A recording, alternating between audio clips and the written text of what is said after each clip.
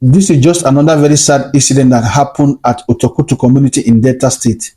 First and foremost, my heart goes out to the family of Mr. Paulinus from Calabar for the great loss of their son, Mr. Paulinus, who lost his life through a very close friend. May his gentle soul rest in perfect peace. Please take a look at this video.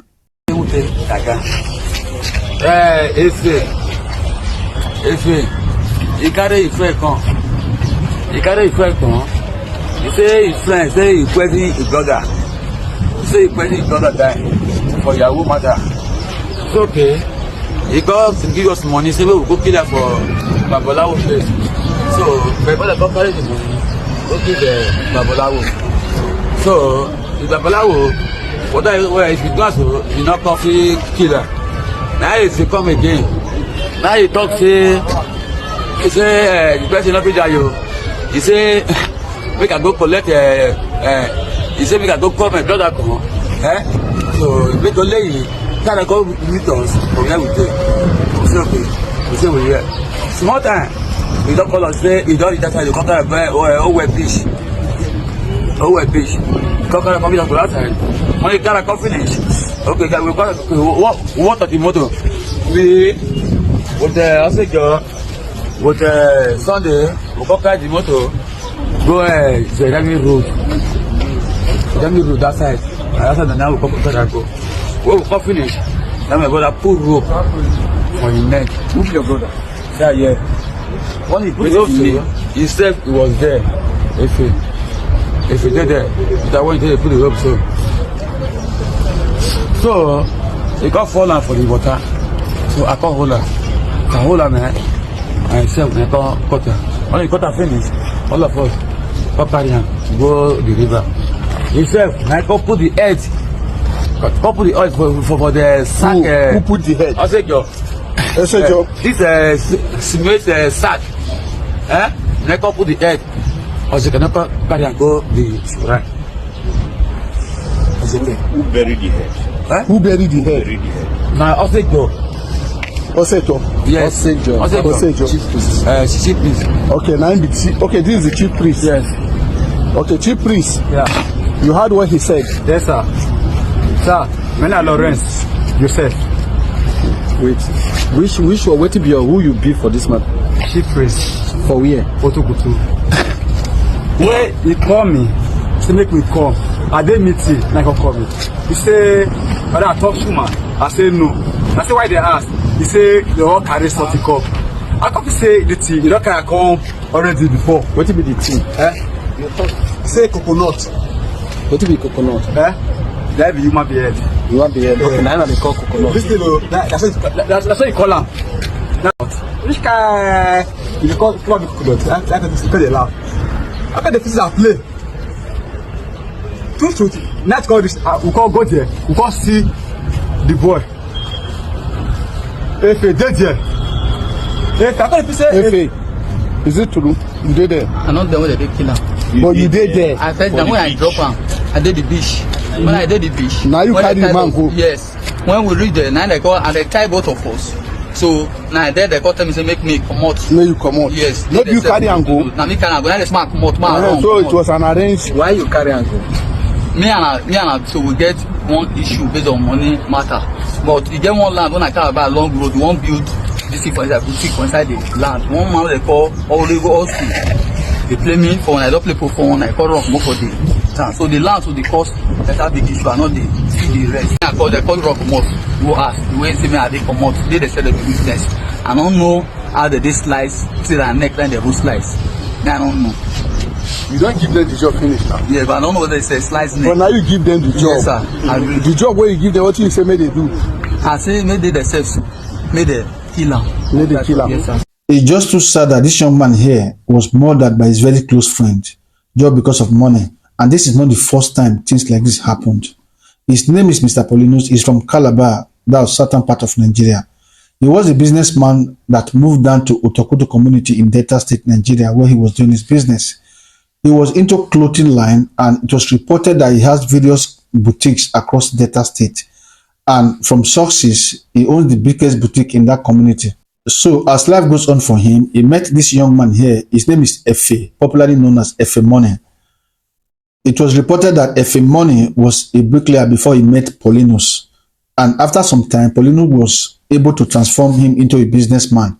So they've been friends for a very long time, but it was not specified how long they've been friends before this sad incident happened. But for the fact that he trusted Money so much that he started giving him money to help him buy properties. Why he was giving him money to buy properties for him is what we don't know. But I just want to assume that as a businessman, maybe he does not have that time to go around and look for the properties you want to buy. And buying a property, I believe that there are some verifications that you need to make before you start paying for that property. I guess that is the time he was not having. That was why he confided in Money so much that started giving him money to buy properties for him. And in the long run, Money collected a whole lot of money from Paulinus without buying any property for him, including the last one that led to his death.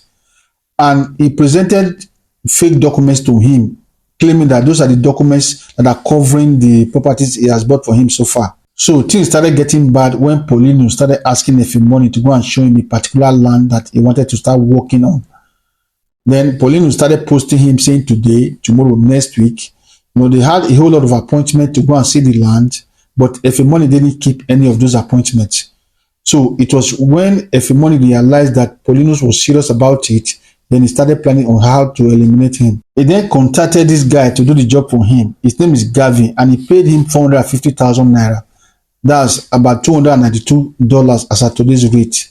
This young man here collected his money and refused to do the job for him. The reason he collected his money and refused to do the job, nobody knows. But he went ahead to contact this other man here. His name is Lawrence Joseph, also known as Osijo.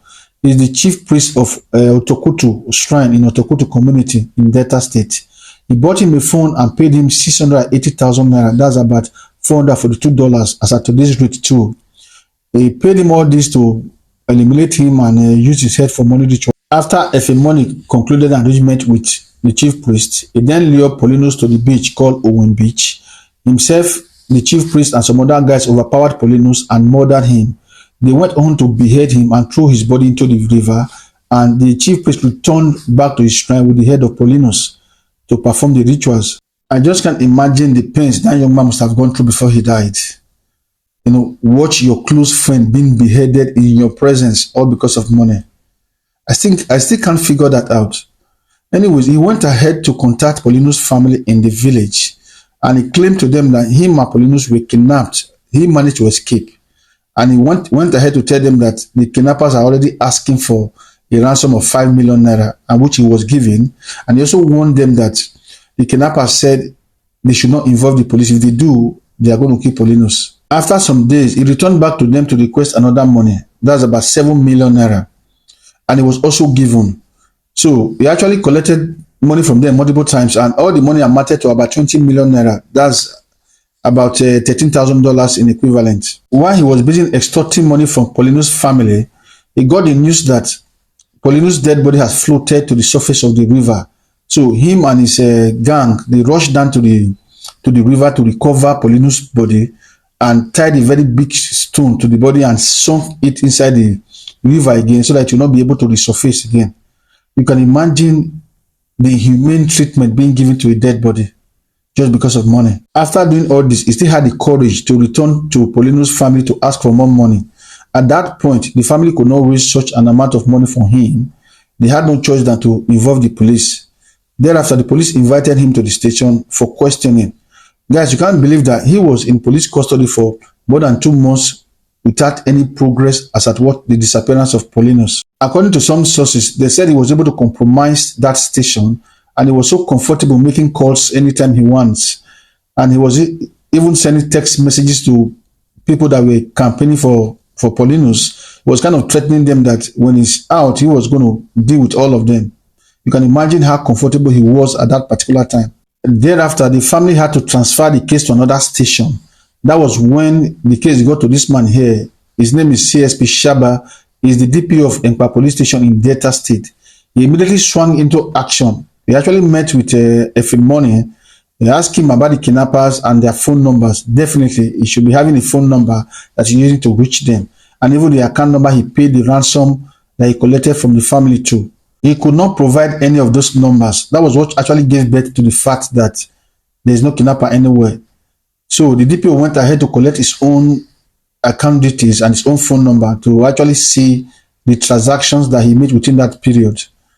The DPO was surprised to find out that all the money collected for Paulinus' family were directed to his own contractors that were helping him build this house you are seeing on the screen. And he went on to find out the chats that he chatted with the very first guy that he contacted to do the job for him. You know, even all the messages that he deleted, I believe that they were later retrieved by the police authorities. He later entered Gavin's line and started monitoring his own chat. They noticed that he was always chatting with a particular girl, and they arrested the girl. It was through the girl they arrested Gavin.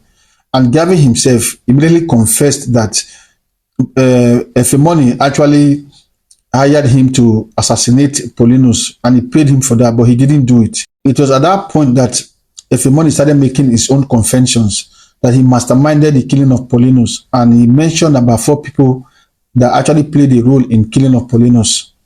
As at the time of making this video, the police had arrested about 4 of them, and it's not clear if Gavin, the first guy that he contacted, and the other guy that assisted in arresting Gavin has been released. So guys, you can see how wicked human beings can be, how heartless some people are.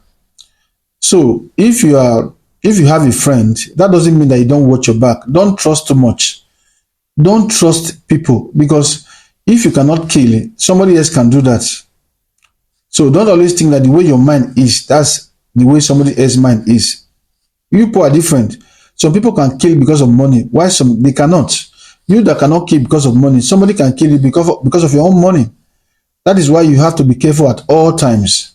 So please, if you have anything to say about this story, kindly do that in the comment section. And please don't forget to like, share, and subscribe.